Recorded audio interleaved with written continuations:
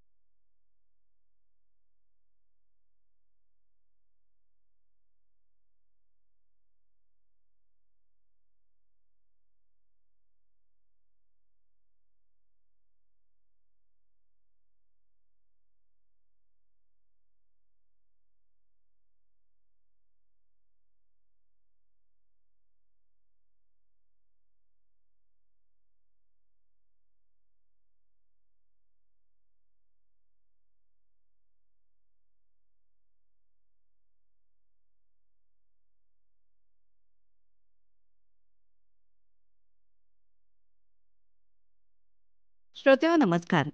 निरोगी समाज हा राष्ट्राला बळकट करत असतो. त्यासाठी प्रत्येक व्यक्तीचं आरोग्य निरामय असणं अपेक्षित आहे. निरोगी, निरामय अशी विशेषणं लावायची तर व्यक्तीचा शारीरिक, मानसिक आणि आध्यात्मिक स्तरावर विचार करावा लागेल. अशी सर्वांगीण उन्नती साधायची असेल तर योगमार्गाला पर्याय नाही. योग ही साधना आहे, त्यामुळे ती सोपी नाही. आपल्या सर्वसामान्यांना किमान योगपूरक जीवनशैली आचरणात आणणं शक्य होईल का? जाणून घेऊया सद्गुरू मंगेशदा क्रियायोग फाउंडेशनचे संस्थापक डॉक्टर मंगेशदा यांच्याकडून. गुरुजी नमस्कार. नमस्कार. क्रियायोगाचे प्रवर्तक श्री श्री महावतार बाबांचे आपण शिष्य आहात. 9 वर्ष हिमालयामध्ये राहून मंगेशदांनी त्यांच्याकडून मार्गदर्शन घेतलंय. 50 वर्षाहून अधिक वर्ष किंबहुना आपलं संपूर्ण आयुष्य त्यांनी योगमार्गासह सामाजिक कार्याला वाहून घेतलंय. त्यांच्या ह्या सर्व कार्यासाठी अर्थातच अनेकविध पुरस्कारांनी त्यांना सन्मानित करण्यात आले. त्यातले काही अगदी महत्त्वाचे पुरस्कार सांगायचे तर हाऊस ऑफ कॉमन्स लंडनने त्यांना महात्मा पुरस्काराने, तसंच डॉक्टर अब्दुल कलाम पुरस्कार, आयुष पुरस्कार अशा विविध पुरस्कारांनी त्यांना आजवर गौरवण्यात आलेलं आहे.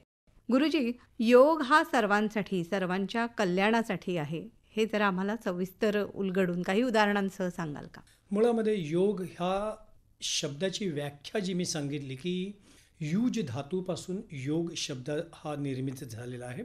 आपल्या शरीराकडे जर आपण पाहिले तर भौतिक शरीर आपल्याकडे आहे, स्थूल शरीर आपल्याकडे आहे, आपलं मन आहे, आत्मा आहे. या सगळ्यांना एकत्रित करणारा असा हा योगाचा प्रवाह आहे. मग योगामध्ये काय काय येतं तर मुळामध्ये मला शरीर आहे हे आपण टाळूच शकत नाही. त्या शरीर जे दिसतंय, लोक बऱ्याचदा आरशामध्ये जाऊन फक्त चेहरा बघतात पण आतले अवयव त्यांना दिसत नाहीत. तर मी काय करतो, मी त्यांना आतले अवयव दाखवण्याचा प्रयत्न करतो. की बाबा आपल्या शरीरामध्ये आपली श्वसन संस्था आहे, आपल्या शरीरामध्ये आपली पाचन संस्था आहे, आपल्या शरीरामध्ये आपली एंडोक्राईन सिस्टीम आहे आणि याचा नक्की उपयोग काय आहे आणि जास्तीत जास्त उपयोग कसा करता येईल.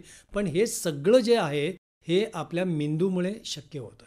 त्यामुळे योग करत असताना आपली जी मनाची अवस्था आहे ह्याला आणि त्याच्यातला जो श्वासोश्वास आहे त्याला आपण सगळ्यात जास्त महत्त्व देऊया.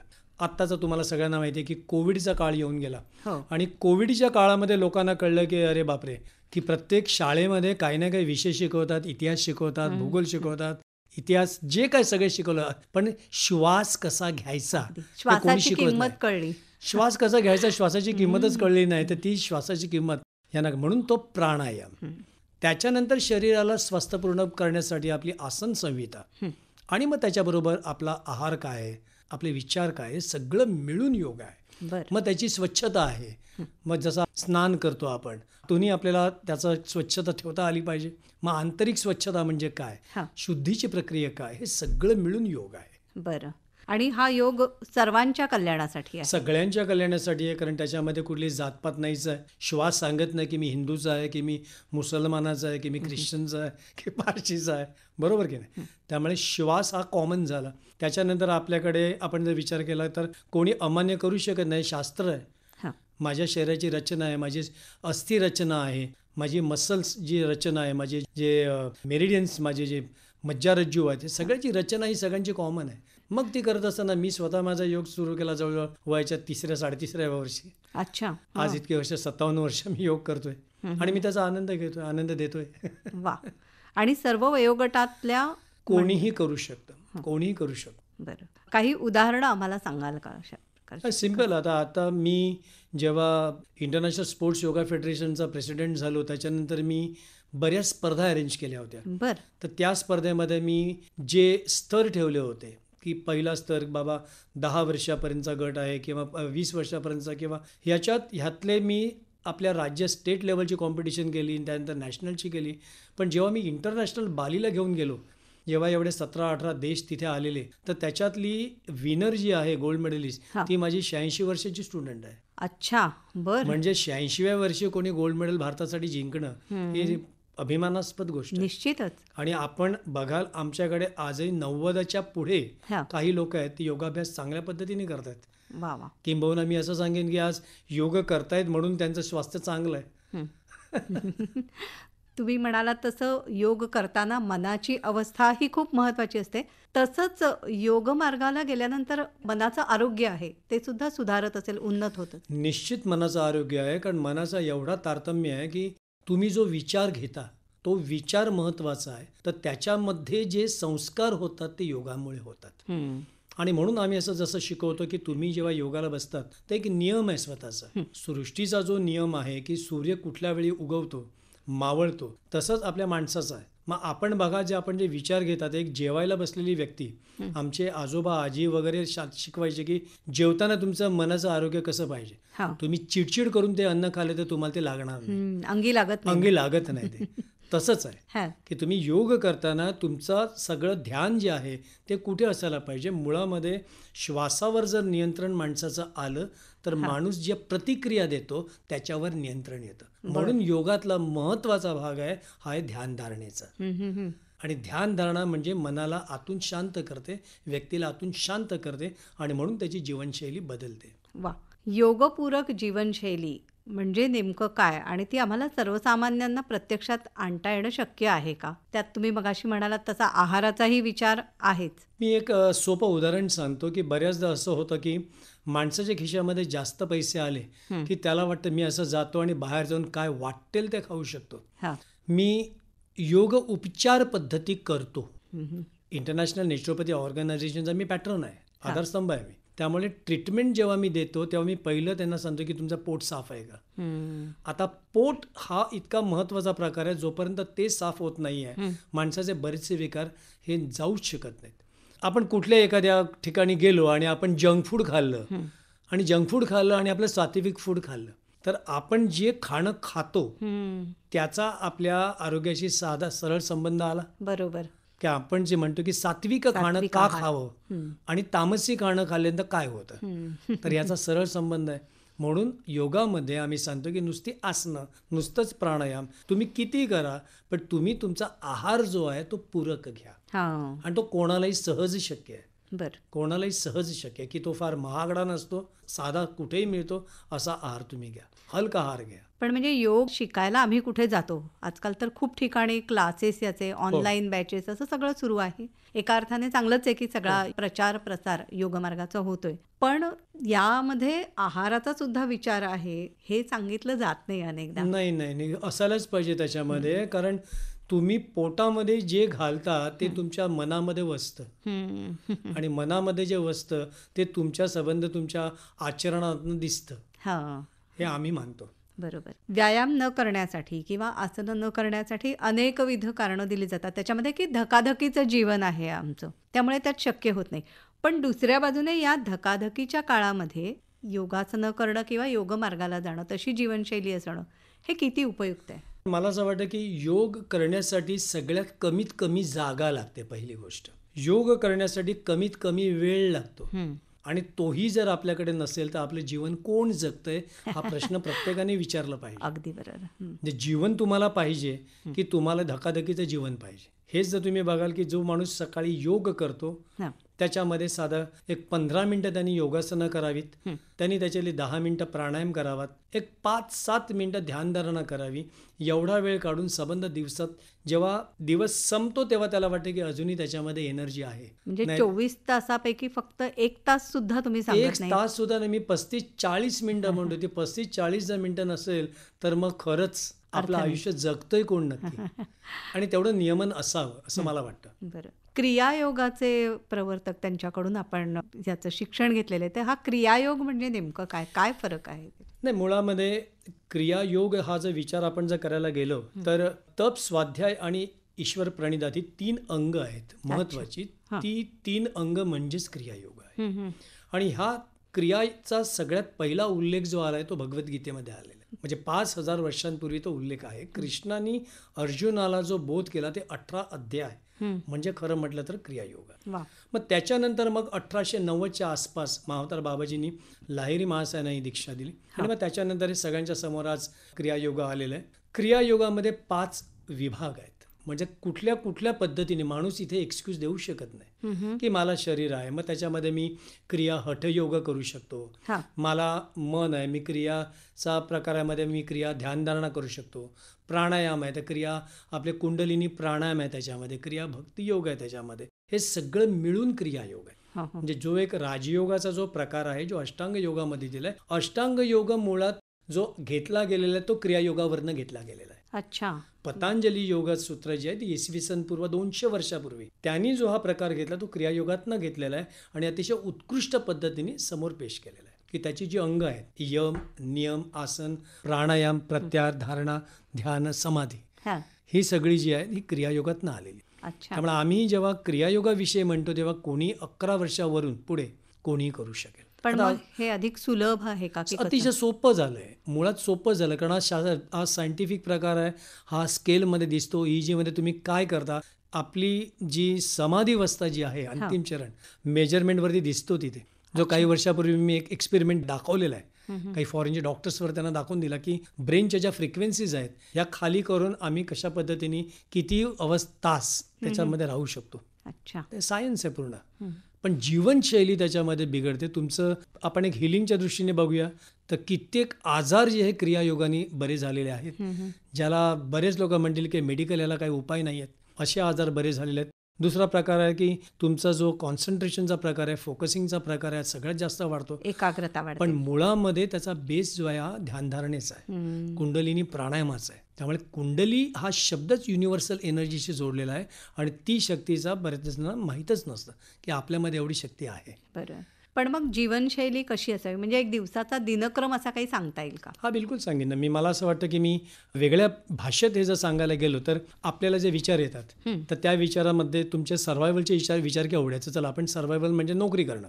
जे नोकरी करतात त्यांच्यासाठी म्हणतोय मी की बाबा तुम्ही 8-10 तास तुम्ही नोकरी करतायत, जाण्याचा वेग पकडला, 2 तास गेले, 12 तास आपण विभागणी केली. हां. त्याच्यानंतर आपल्याला काय वाटतं की बाबा माझ्या नेसेसिटीज काय काय आहेत, तर मी उठल्यापासून मी अगदी स्नान करण्यापासून हे माझे नेसेसिटीज आहेत, त्याच्यासाठी मी 2 तास दिले, मी माझे 14 तास गेले.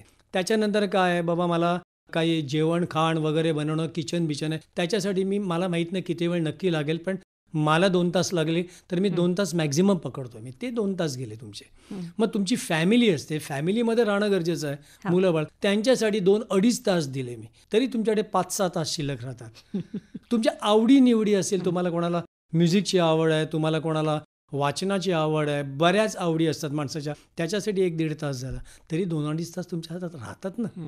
मग त्याच्यातला 1 तास देण्यामध्ये काय प्रॉब्लेम आहे, जे आपण देऊ शकतो. बरं.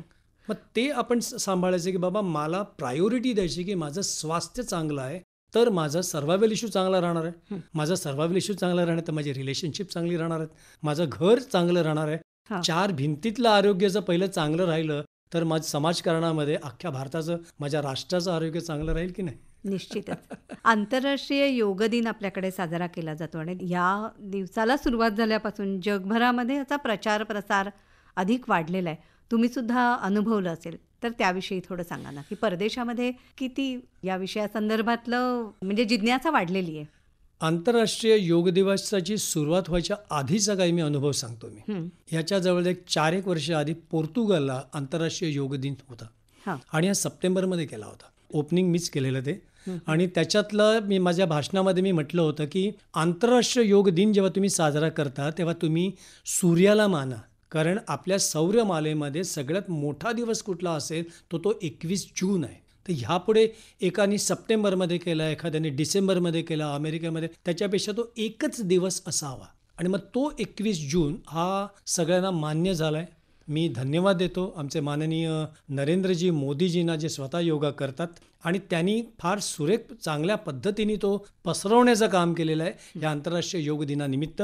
मला कौतुक करावं असं वाटतं आमच्या पंतप्रधानांचं, कारण त्या दिवशी जवळजवळ आम्ही करोडोच्या संख्येने आम्ही एकत्र येऊन योगा करतो. अच्छा. करोडोच्या संख्येने आम्ही योगा करतो. आमची सिस्टमॅटिक काम 1 महिना आधीपासून चालतं आमचं. वेगवेगळ्या जगभरामध्ये माझ्याच फाउंडेशनचे 93 सेंटर्स आहेत जगभरामध्ये. मग आम्ही तिथून सुरुवात करतो की तो एक उत्सव आहे आणि हा उत्सवाची सुरुवात आमची ऑलरेडी सुरू झालेली आहे. आणि गेल्या वर्षी आम्ही 21 जूनला केदारनाथला 13,000 फुटांवरती हा योग दिन साजरा केला होता. वा.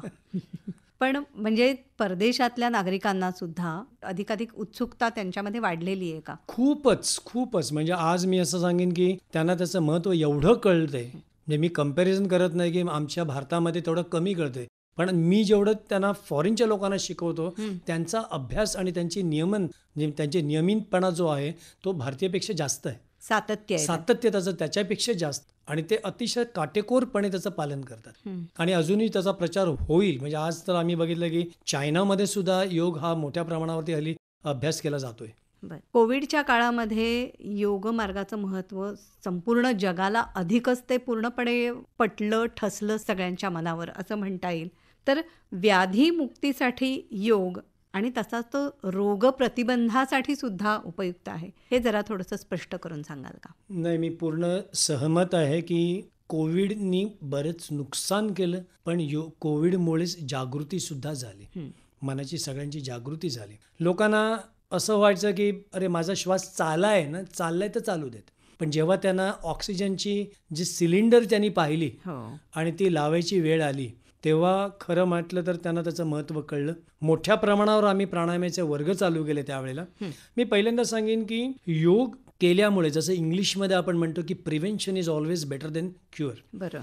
की आपल्याला तुम्ही योग करताय तर तुमची रोगप्रतिबंधक शक्ती वाढलेलीच आहे, प्रचंड वाढलेली आहे तुमची ऑलरेडी. आणि आता तुम्हाला आजार झालेला आहे आणि कुठल्या आजाराला कुठला योग, कुठलं आसन, कुठला प्राणायाम हा जर तुम्ही कराल तर तुम्हाला त्याचा जास्त बेनिफिट मिळू शकेल, हे आपण बघूया. तर पहिली गोष्ट अशी असते की तुम्ही जेव्हा आजारी पडता तर आजाराची कारणं काय, की तुमच्या श्वसन संस्थेचा आजार, त्याच्यानंतर तुमच्या पाचन संस्थेचा आजार, त्याच्यानंतर आपण म्हणूया की पाठीची दुखणी. हे तर फार हल्ली आजकाल लॅपटॉपचा जमाना आहे, त्याच्यामुळे नेक, तुमचं सर्वायकल इश्यू, त्याचा तुमचा बऱ्याच लोकांचा प्रॉब्लेम होतो. गुडघे दुखी ही बऱ्याच लोकांना असते की चढताना वगैरे. तर योगाभ्यासामध्ये तुमच्या स्केलेटनचा समावेश आहे, योगाभ्यासामध्ये तुमच्या मसल संस्थेचा समावेश आहे, इंटरनल ऑर्गनचा समावेश आहे. हे सगळं मिळून आपल्याला कसं ट्रीटमेंट देता येईल ते आम्ही बघतो. अच्छा. मग जेव्हा एखादी व्यक्ती आमच्या समोर येते, आम्ही त्याचा पूर्णपणे डेटा तयार करतो. आम्ही काय करता येईल, किती करता येईल, आणि of course I mean Wien you need a doctor you need a doctor.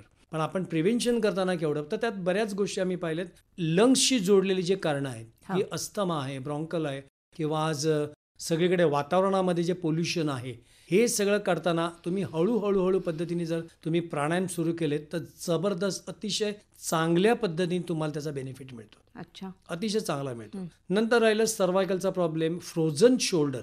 म्हणजे ह्याला जवळजवळ मी गेल्या 3-3 वर्ष ज्यांना लोकांना अक्षरशः हात वर येत नव्हते, ती आज आमच्यावरती हाताच्या बॅलेन्सची आसनं करतायत. हातावर एवढ्या चांगल्या पद्धतीने करतायत. त्यामुळे ते समजवणं पहिली गोष्ट की हे योग्य योग मार्गदर्शकाच्या मार्गदर्शनाखालीच व्हायला पाहिजे. म्हणजे उगाच काहीतरी आपण युट्यूबवर वाढेल ते करू नका. कारण प्रत्येकाची वय, त्याची प्रकृती ही वेगळी असते आणि म्हणून आम्ही त्याचं नियमन करतो, प्रत्येकाचा डेटा तयार करतो. हा शब्द वापरला मी. याचा डेटा काय आहे, याचा आधीचा इतिहास काय आहे, आणि मग करताना त्याला कशी ट्रीटमेंट योगाची द्यायची.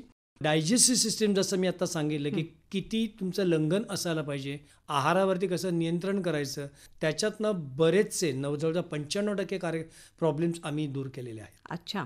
95%. कारण तो जड आहे तुमच्या, किंवा खाण्याची जड आहे. मग ते तुमचे पश्चिमोत्तानासन आहे, किंवा तुम्ही जेव्हा वेगवेगळे पोटाचे तुम्ही व्यायाम करता तर तुम्हाला बऱ्यापैकी त्याच्यातनं फायदा होतो त्याचा. अच्छा. योग चिकित्सेला किंवा थेरपी योगा असंही म्हटलं जातं. तर याला आजकाल खूप महत्त्व आलेलं आहे. हो, हेच मी सांगितलं, कारण याच्यामध्ये तसं नीटपणे केलं तर साईड इफेक्ट काहीच नाही. औषधं काय करतात मुळात, with due respect to allopathy, तुमचा जो आजार आहे तो मेंदूपर्यंत पोहोचू नये म्हणून त्याच्यामध्ये एक गोळी देऊन तो थांबवला जातो की तुम्हाला दुखत नाही. हां. पण त्याच्या जडपर्यंत कधीच जात नाही, आपण त्याच्या मुळापर्यंत आपण कधीच जात नाही. आम्ही मुळापर्यंत जातोय. म्हणून मी म्हटलं की तुमचं जे संस्था तुमची जी आहे ती शुद्धीचे का मार्ग आहेत. हां. त्यामुळे योगची शुद्धी प्रक्रिया जी आहे, ज्याच्यानं कार्बन कंटेंट बाहेर काढणं, पोटातले जे दोष आहे ते बाहेर काढणं, हे जेव्हा आपण काढले जातात त्यावेळेला तुम्हाला जास्तीत जास्त त्याचा फायदा होतो. बरं. आता एक सोपी गोष्ट सांगतो की पाठीचा कणा आहे, पाठीच्या कण्यावर बऱ्याचदा बसताना त्यांचा पोश्चर तुम्ही बघा, ते किती वेळा हलतात. म्हणजे आपण सरळ एक नुसतं शरीराला ताण देणं हां. हेही होत नाही. मग आम्ही हल्ली काय करतो, खुर्चीवर बसल्या बसल्या काही आम्ही प्रकार शिकवतो हां. की खुर्चीवर बसलाय आणि खुर्चीवरती ते 40 सेकंद तेवढे तर नक्कीच असतात. त्या 40 सेकंदामध्ये काय करता येईल, मान किती वेळा फिरवायची आहे, आपलं शरीर कसं वळवायचं आहे, बेनिफिट मिळतो लोकांना. पाय नुसते आहेत, पायाचे तळवे नुसते हलवणं खालच्या खाली, त्याच्यावरती ट्रीटमेंट कशी देता येईल. जसं आपला काफ मसल्स आहे, हा आपला दुसरं हार्ट आहे, त्याला कसं ट्रीटमेंट देता येईल. तुमची जी पाचन संस्था जी आहे, आपलं इंटेन्स्टाईन, त्याला ट्रीटमेंट दिली तर मेंदूपर्यंत हा पोचतो आपलं. तर हे सुंदर प्रकार आहे आणि आज लोक जास्तीत जास्त संख्येनं आमच्याकडे येतात. बरं. म्हणजे एकीकडे वैद्यकीय उपचार घेताना सुद्धा योगोपचार हे आजकाल डॉक्टर्स सुद्धा सुचवतात. मुद्दाम. बरोबर आहे, डॉक्टरच सांगतात की तुम्ही ह्याच्याबरोबर योगाचा उपचार करा म्हणून. बरोबर. योगपूरक जीवनशैली म्हणताना योग निद्रा किंवा चांगली झोप ही किती महत्वाची आहे? खूप महत्त्वाची आहे. मी तर उलट असं सांगेन की तुमच्या दिवसाची सुरुवात चांगली करायची असेल तर रात्रीची झोप तुम्हाला चांगली लागली पाहिजे. मग ती शास्त्र काय सांगतं, शास्त्रानुसार ही जी निद्रा आहे तुमची 7 तासाची असावी. 6 तास सुद्धा चालते, पण निद्रेचे किती प्रकार आहेत. तर स्केल ऑफ ब्रेन इव्होल्युशन ज्याला म्हणतो, की तुमच्या ब्रेनचा जर स्तर बघितला तर आपण 14 ते 22-24 स्केल पर सेकंद हे आपला ब्रेन चालतो. आपल्याला दिसतं, आपल्याला ऐकू येतं, बरोबर आहे की. तर तसं निद्राचा अवस्था कुठली आहे तर ती 7 ते 14च्या आसपास आहे. मग 10 ते 14 तुम्हाला स्वप्न आठवतात, मग 7 ते 10 तुम्हाला स्वप्न आठवत नाही तुम्हाला. ह्या अवस्थेत जर तुम्ही झोपलात तर तुम्हाला 3-4 तासाची झोप सुद्धा सफिशियंट झाली. अच्छा. मग काय करायचं, म्हणून झोपताना सगळ्यात पहिल्याला एक शैथिल्य शरीराला कसं आणता येईल. मी आता लेटेस्ट काही गोष्टी नवीन शिकवलेल्या आहेत. तुम्ही प्राणायाम करा, झोपेचे प्राणायाम करून तुमची नाकाची कुठली नाडी तुमची जास्त ऍक्टिव्हेट कराल तर तुम्हाला लवकर निद्रा येईल. म्हणजे जे गोळ्या घ्यायचे त्यांनी गोळ्या बंद केल्यात. झोप येण्यासाठी ज्या गोळ्या ज्या घ्यायच्या त्या बंद झालेल्या आहेत. मग तो तुम्ही प्राणायाम करा. त्याच्यानंतर तुम्ही शरीराचं तुम्ही शैथिल्य चालू करा आणि त्याच्यानंतर हळूहळू करता करता आपण जेवढा श्वास घेतो तो कमी कमी कमी कमी करत आपल्याला कमी श्वासाची त्यावेळेला ऑक्सिजनची गरज आहे आणि अशा पद्धतीने तुम्ही दीर्घ निद्रेमध्ये प्रवेश करा. बरं. अच्छा, म्हणजे हे तंत्र आहे का परीने? तंत्र आहे हे. जेव्हा राहायचो मी योग एक संन्यासी अवस्थेमध्ये जेव्हा आम्ही राहायचो त्यावेळेला जास्तीत जास्त वेळ कुठल्या पद्धतीने श्वासावर कसं नियंत्रण करता येईल हा क्रियायोगाचा भाग आहे. बरोबर. तुम्ही स्वतः 9 वर्ष हिमालयामध्ये राहून योग साधना केलेली आहे. तर साधना म्हटल्यानंतर त्याच्यामध्ये ध्यान धारणा हे सगळ्यात म्हणजे आम्ही म्हणू टॉपमोस्ट प्रकार त्याच्यातला, अत्यंत उच्च असा. तर इथे सर्वसामान्य माणसाला कुठे पोहोचता येतं का? नियमितपणे जर योगाभ्यास केला, म्हणजे मी जे आत्तापर्यंत जे सांगितलं ही त्याचा फाउंडेशन समजूया आपण. म्हणजे त्याची आवड निर्माण झाली आता आणि शेवटी कुठेतरी एक आवाज येतो आतून की ह्याच्याही पलीकडे जे अतिंद्रिय ज्ञान आहे मला इथपर्यंत पोचायचं. आणि मग त्या वेळेला तो आवाज आतून जेव्हा आवाज येतो त्यावेळेला साधना ही वेगळी, आध्यात्मिक साधना वेगळी आहे. म्हणजे जर मला कोणीतरी मागे काही इंटरव्ह्यूमध्ये पण विचारलेलं की अध्यात्माचं तुमचं एका वाक्यामध्ये काय, तर मी सांगेन श्वासाला निरोध करणं. एकच श्वास तो किती पद्धतीने आम्ही डिवाइड करू शकतो. मग तो श्वासाचं नियंत्रण कशा पद्धतीने केलं जातं त्यानुसार आपण त्या समाधीपर्यंत पोहोचतो.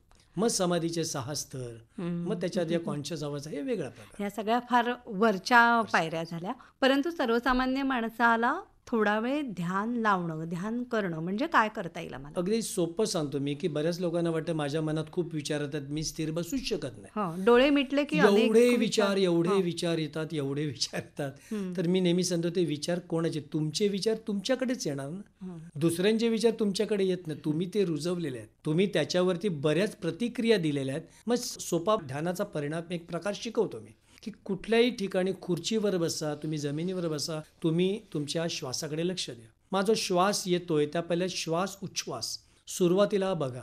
जे आमची अतिप्राचीन जे तंत्र आहे ते श्वास उच्छ्वासाकडे लक्ष देणं. ते क्रिया करत असतानाही मग तुमच्या मनामध्ये एखादा विचार येईल तर तुम्ही त्याचा वेग वाढवा, त्याचा आवाज ऐकण्याचा प्रयत्न करा, मग तो विचार निघून जाईल. मग पुन्हा हळूहळू हळू तुम्ही सौम्य करा. हळूहळू नाकाच्या टिपवर या. मी त्याचा स्पर्श नाकाच्या टिपला कसा होतोय तो बघा.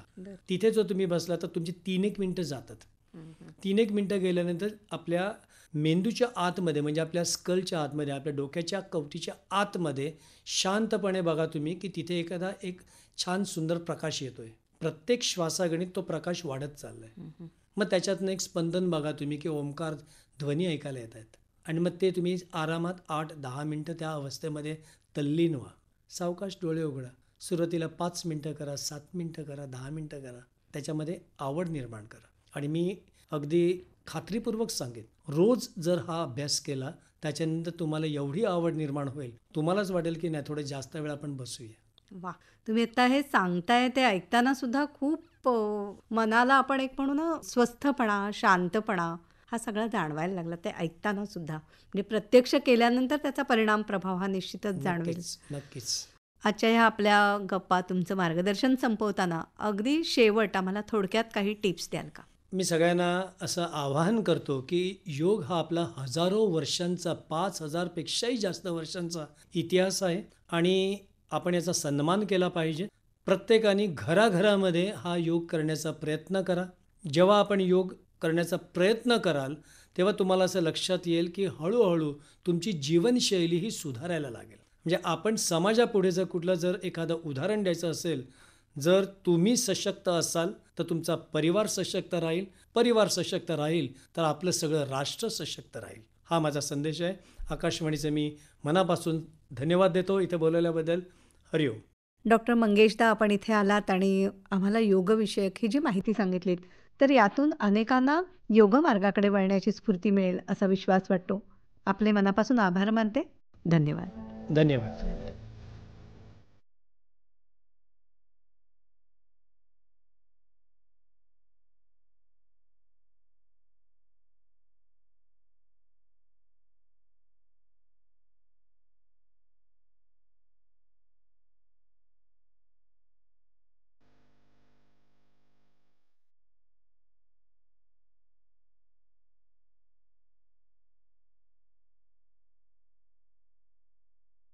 मंडळी, आत्ताच आपण ऐकत होतात आंतरराष्ट्रीय योग दिनानिमित्त योगपूरक जीवनशैली याविषयी डॉक्टर मंगेश दा यांची नेहा खरे यांनी घेतलेली मुलाखत. ही आकाशवाणीच्या मुंबई केंद्राची निर्मिती होती.